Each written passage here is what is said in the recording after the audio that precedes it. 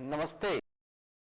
आज हम लोग आधुनिक हिंदी काव्य के अंतर्गत जो बातचीत की श्रृंखला है उसी कड़ी में आज हम अपने 9वें सप्ताह के व्याख्यान क्रमांक 45 में माखनलाल चतुर्वेदी की जो काव्य दृष्टि है उस पर आप लोगों से बातचीत संवाद करूंगा। पिछले बार हमने उनके काव्य संसार पे बात किया था। आज इस व्याख्यान में काव्य दृष्टि पर। मित्रों, मैंने पिछले व्याख्यान में भी आपसे कहा था कि माखनलाल चतुर्वेदी जी की अगर वैचारिकी को हम देखें तो एक बड़ा ध्यान में यह हमारे रहता है कि किस प्रकार राष्ट्रवादी कवियों की जो एक चेतनता है उस चेतनता में माखनलाल चतुर्वेदी का एक अप्रतिम स्थान है।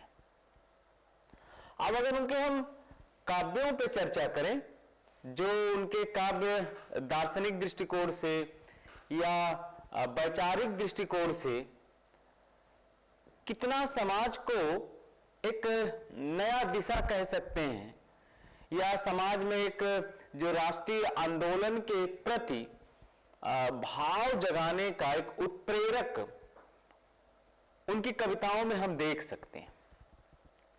सबसे पहले बात मित्रों, जब हम काव्य दृष्टि की बात करते हैं तो राष्ट्रीय आंदोलन का सबसे गहन और प्रभावशाली जो वैचारिक परिदृश्य है उसमें माखनलाल चतुर्वेदी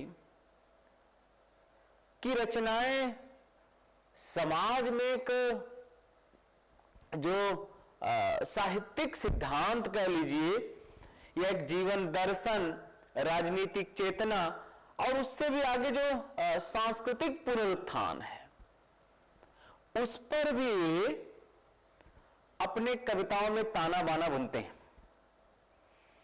और एक भारतीय आत्मा के रूप में चतुर्वेदी जी की कविताएं स्थापित होती हैं। मित्रों, जब मैं यह कह रहा हूं या आपसे संवाद कर रहा हूं तो कई बार ऐसा होता है कि कवियों के एक दो रचनाओं से उनका मूल्यांकन कर लेते हैं, लेकिन यहां उनकी कविताओं से गुजरते वक्त हमें ऐसा लगता है कि उनकी कविताओं में जो एक एक तत्व समाहित है वह तत्व एक भारतीय आत्मा के स्वरूप में उनके कविताओं में दिखाई देता है। जो नैतिकता प्रधान या जो कर्मठ दृष्टिकोण है वह उनकी रचनाओं का विषय वस्तु है।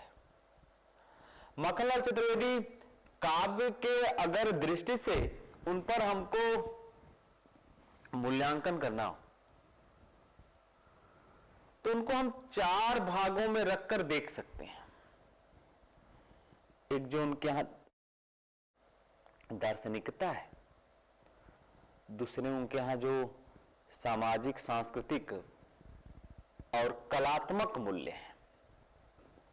मतलब अगर हम माखनलाल चतुर्वेदी को पढ़ रहे हैं तो मैं समझता हूं कि उनको चार दृष्टिकोणों से उनकी रचनाओं से हमको गुजरना चाहिए कि उसमें दार्शनिकता का भाव है, जो सामाजिक परिप्रेक्ष्य है या जो सांस्कृतिक और कलात्मक बोध है,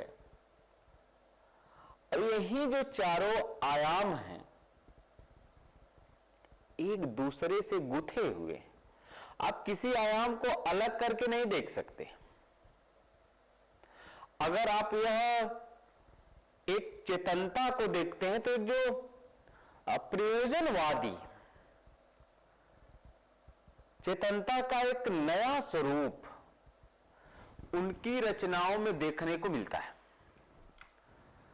और यही से जब उनके पूरे रचना परिदृश्य को हम थोड़ा रुक कर ठिठक कर पढ़ते हैं तो उनके यहाँ जो दार्शनिक दृष्टिकोण है जो कर्मयोग को लेकर और खुद एक उत्सर्ग की भावना है, अगर उसको कहें हम तो कर्मयोग और उत्सर्ग का समन्वय है।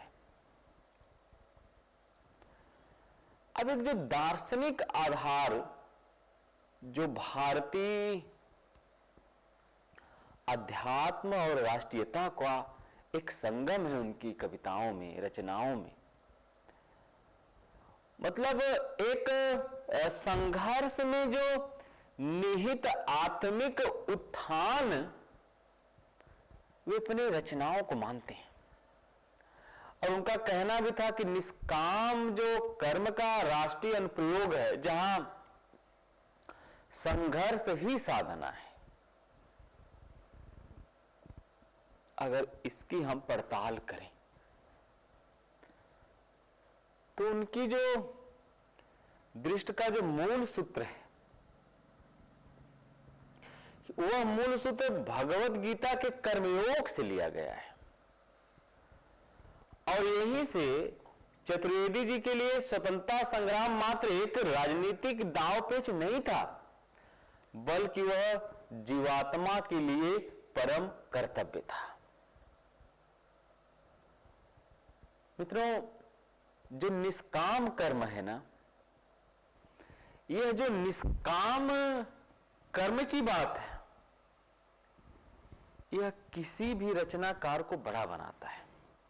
और रचनाकार कोई नहीं बनाता, पाठक को भी बड़ा बनाता है।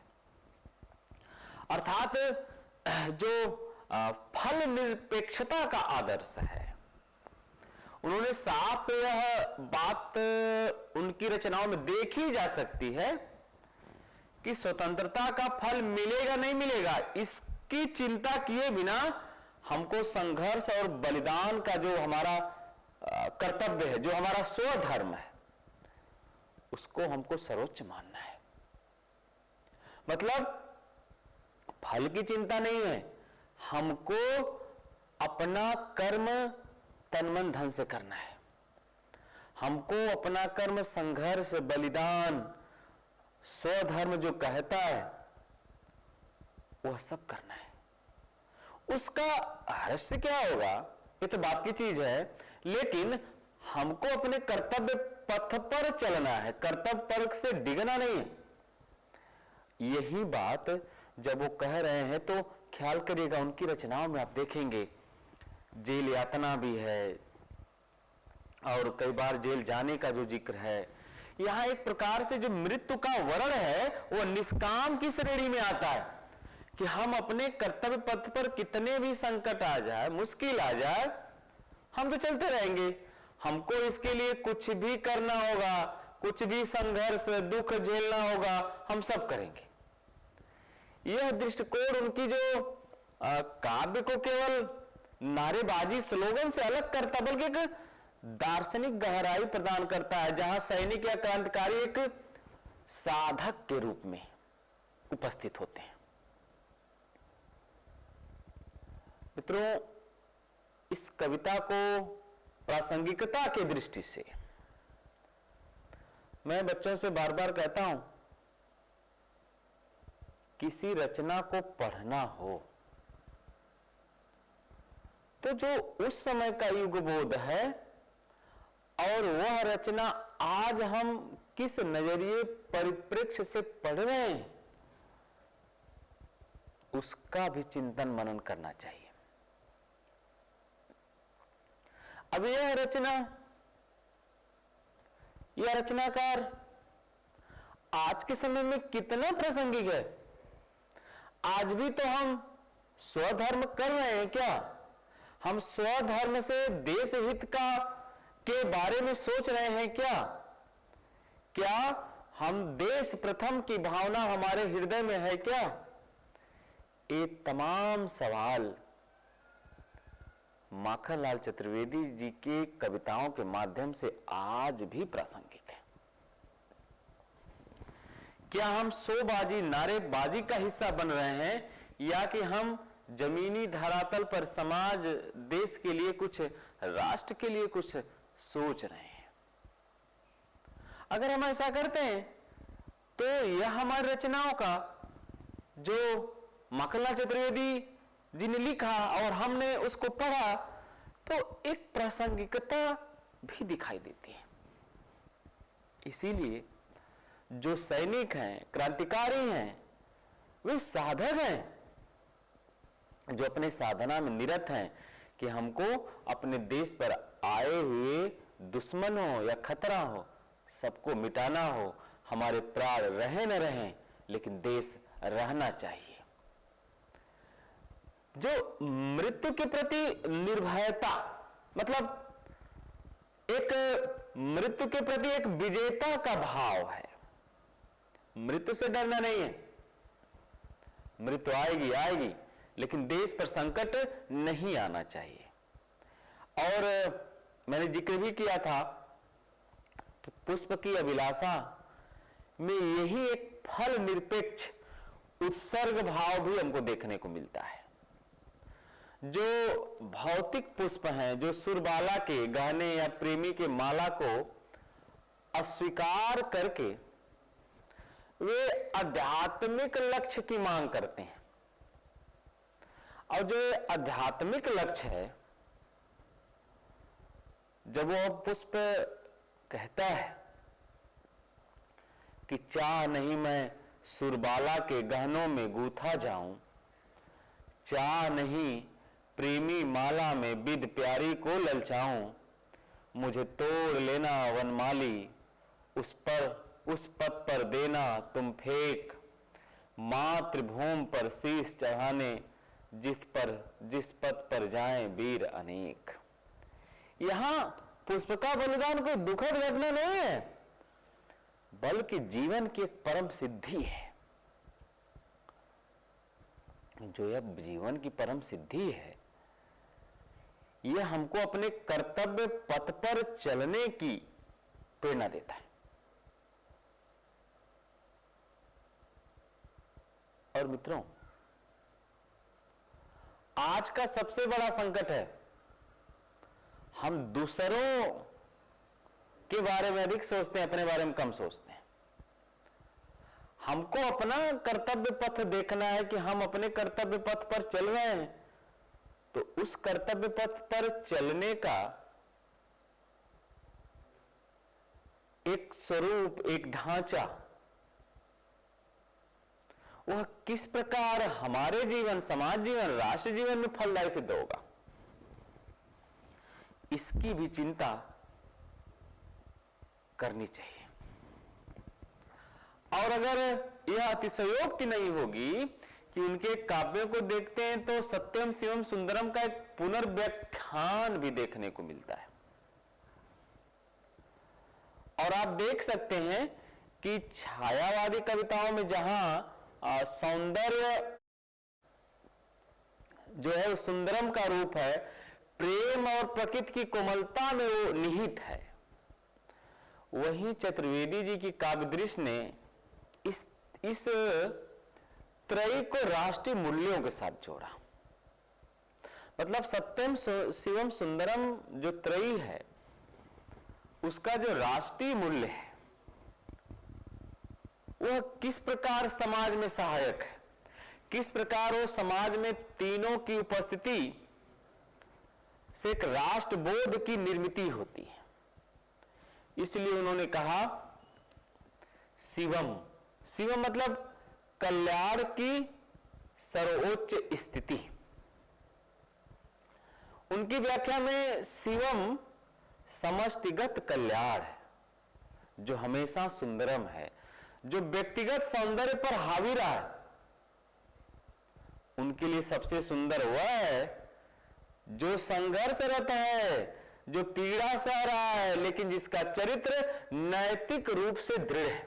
मित्रों, आप किसी भी कवि के हवाले जाइए, अगर आप तोड़ती पत्थर निराला के हवाले जाइए, तो वे मानते हैं जो कर्म साधना है वह साधना सबसे बड़ा साधना, वो सबसे बड़ा आपका गुण है, चरित्र है।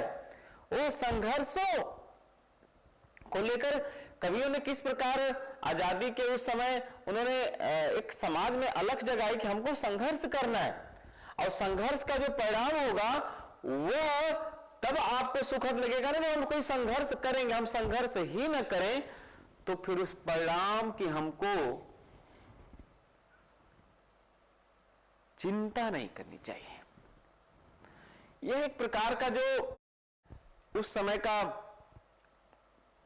कह सकते हैं कि फांसी का फंदा उनके लिए कुरूप नहीं है, बल्कि जो वीरोचित सौंदर्य है उसका प्रतीक है। अब जेल की काल कोठरी भी उस साधना का स्थल है जो पवित्र है, और सौंदर्य का अगर एक प्रकार जो नैतिक रूप में हम देखते हैं तो आप देखेंगे कि चतुर्वेदी जी के लिए व्यक्तिगत भोग या आत्म संतोष में नहीं है,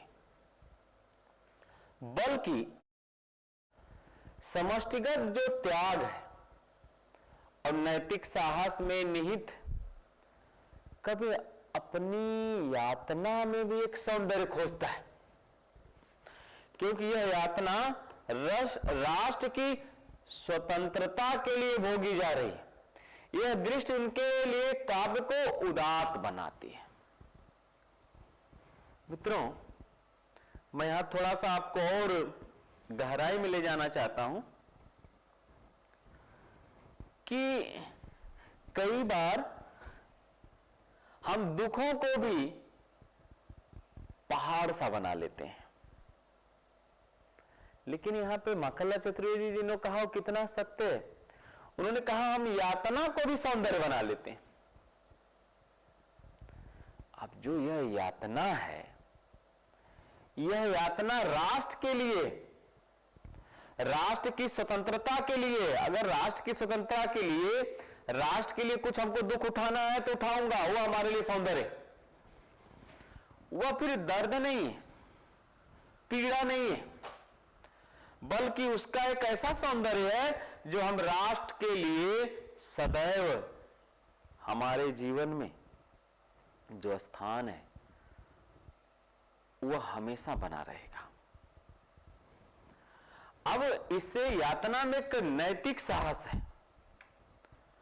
उस नैतिक साहस को उन्होंने सामाजिक दृष्टिकोण के रूप में देखा, जिसको हम कह सकते हैं सर्वहारा और मानवता का पक्षधर के रूप में। और यहीं से उनकी रचनाओं का जो एक स्वरूप, बृहद स्वरूप, कि उनकी काव्य दृष्टि केवल राजनीतिक स्वतंत्रता तक सीमित नहीं है। यहां वह एक सामाजिक न्याय और मानवतावादी समता के सिद्धांतों में भी वे गहरी आस्था रखते हैं। इसलिए माखनलाल चतुर्वेदी प्रगतिवादी जो चेतना के अग्रदूत हैं, उनमें से अलग उनकी छवि है। जहां वो शोषित वर्ग की वकालत और श्रम का गौरव, उनकी दृष्टि में जो सामाजिक विषमता उतनी गंभीर समस्या थी जितनी देश की राजनीतिक परतंत्रता। मतलब अगर समाज समरस नहीं है तो फिर समाज का ढांचा, राष्ट्र का ढांचा कैसा होगा?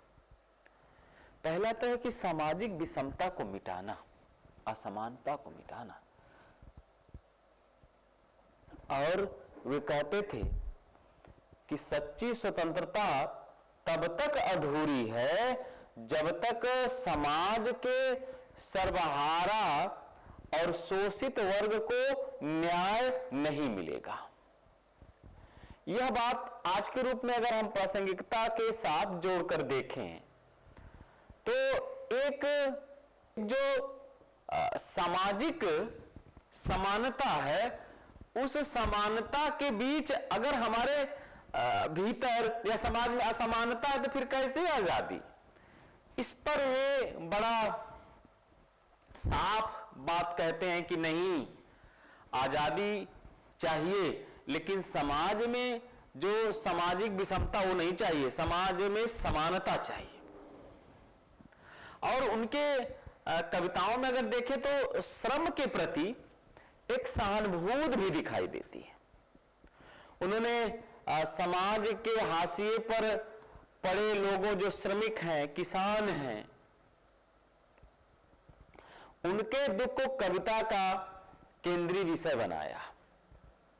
वे वर्ग संघर्ष को सीधे मार्क्सवादी शब्दावली में चित्रित न करके भी शोषितों के प्रति एक गहरी सहानुभूति और उनके श्रम के गौरव का बखान करते हैं। वे शोषित को दीनहीन नहीं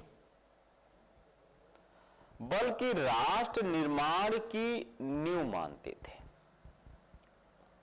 और यह जो दृष्टि है उन्होंने गांधीवादी दरिद्र नारायण की सेवा की नैतिकता से जोड़ती है। मित्रों, जो सामाजिक विषमता है, वह सामाजिक विषमता कहीं न कहीं उनके कविता का जो एक सर्वोच्च शिखर है, यह उनको एक सामाजिक जो परिदृश्य है उस पर भी उन्होंने अनेक कविताएं लिखी और सामाजिक अन्याय के पीड़ा पर उन्होंने शोषण के विरुद्ध आवाहन भी करते हैं कि मजदूर के कंठ का हार, तू जाग तू ललकार। ये जो ललकार है ना साथियों, यह केवल शासकों के विरुद्ध नहीं है बल्कि शोषणकारी सामाजिक व्यवस्था के भी विरुद्ध है।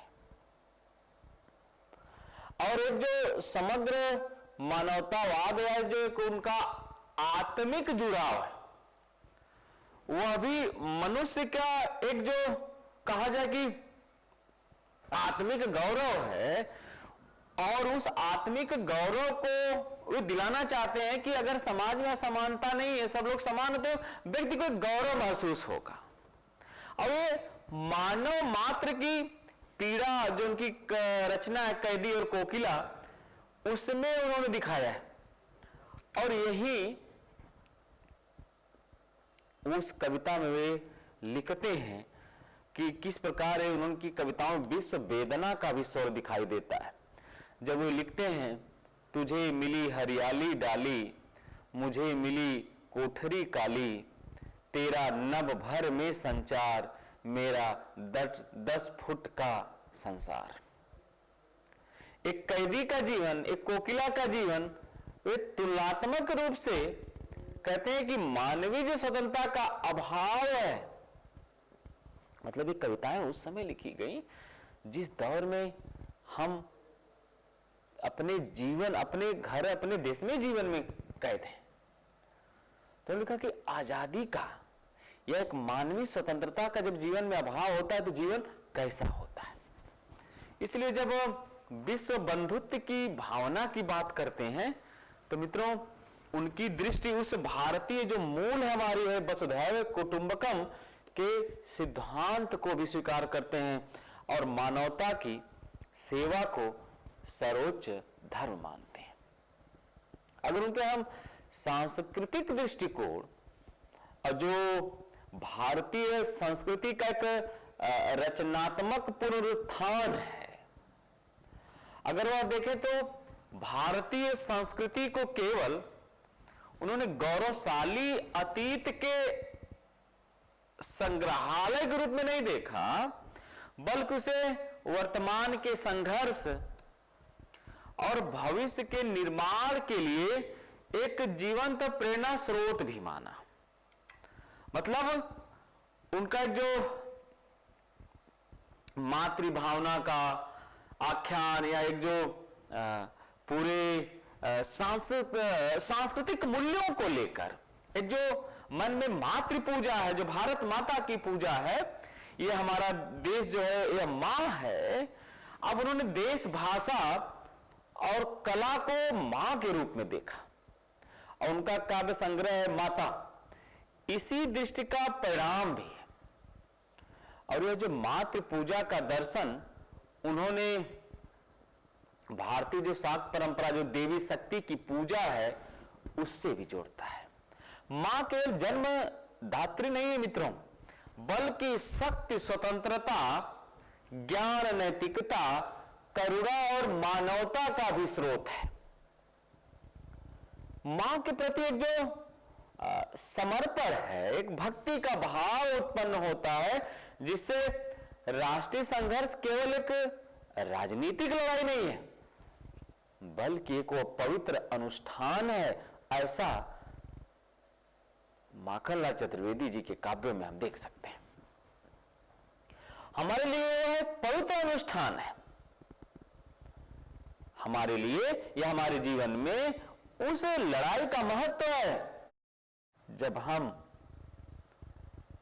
भारत माता को मुक्त कराना चाहते हैं। और कौन ऐसा होगा जो अपनी मां को मुक्त कराने के उसके मन में दृढ़ संकल्प न होगा। इसलिए जो मातृभूमि की वेदना है, उनकी रचनाओं में आप देख सकते हैं कि उसकी एक बड़ी कि यह भक्ति भावना या मातृभूमि की प्रतनता पर एक गहरी जो वेदना, जिसे कवि का संघर्ष और तीव्र होता है जब वे कहते हैं, कैसी हो जाती है अब हे माता विवश तुम्हारी काया, कितनी भी कर ले पूजा, कितना भी बांध लूं तुम्हें प्यार की डोरी। अर्थात ये पंक्तियां केवल देशभक्ति नहीं है, बल्कि यह पुत्र की वह विवस्था है जो अपने पूजनीय मां की पीड़ा में देखकर भी तुरंत उसे मुक्त नहीं करा सकता। यह वेदना ही संघर्ष को निरंतर बनाए रखने की शक्ति देती है। अगर हम देखें तो उनके काव्य में जो अखंड भारतीयता और जो सांस्कृतिक अस्मिता है, जहां विविधता में एकता है, चतुर्वेदी जी भारतीय संस्कृति की अखंडता और जो विविधता है, एकता में, उस सिद्धांत के समर्थक हैं। और उनकी जो राष्ट्रीय कविताएं किसी एक क्षेत्र या भाषा तक सीमित नहीं है, बल्कि पूरे भारत की साझा विरासत और संघर्ष को प्रतिबिंबित करती है। संस्कृति का जो रचनात्मक प्रयोग है वह भी उनके काव्य में देख सकते हैं, जो वर्तमान की समस्याओं को हल करने की क्षमता के रूप में देखा जा सकता है। सांस्कृतिक गौरव उनके लिए आत्मविस्मृत नहीं है, आत्मविस्मृत नहीं है, बल्कि आत्म जागृति का साधन है। इसलिए उनके यहां कला का जो एक सांस्कृतिक रूप है, जो कला जीवन और समाज में कैसे कविताओं के द्वारा वे उस स्वरूप को भर सकते हैं, कला का जो उद्देश्य है या जो एक जागरण है, किस प्रकार एक कर्मण्यता का भाव है, उनकी दृष्टि में कला का मुख्य प्रयोजन जागृति और कर्मण्यता है। और कविता तभी सार्थक है जब वह जनमानस में राष्ट्रीय चेतना, नैतिक मूल्यों का प्रचार, सामाजिक परिवर्तन के लिए उत्प्रेरक का कार्य करे। नहीं तो फिर मैथिली सड़गुप्त के शब्दों में कविता अगर मनोरंजन की वस्तु है तो कविता नहीं है, बल्कि कविता में उचित उपदेश का मर्म होना चाहिए। कविता का एक जो संवाद है वह समाज में जाए, समाज से वह कविता टकराए, फिर अपने जो मूल्य है उस कविता के वो बाहर आए, जिसमें राष्ट्र और समाज को बदलने की प्रेरणा हो। अगर ऐसा नहीं है तो कविता नहीं है, क्योंकि कविता में तो नैतिक मूल्य हैं, सामाजिक परिवर्तन के टूल्स हैं। इस प्रकार वे कविता को एक राष्ट्रीय चेतना के रूप में भी देखते हैं। और यहीं से साध्य बनाम जो साधन है वह एक जीवन के प्रति कैसे जवाबदेह कोई हो सकता है, उसके प्रति भी वे आगाह करते हैं।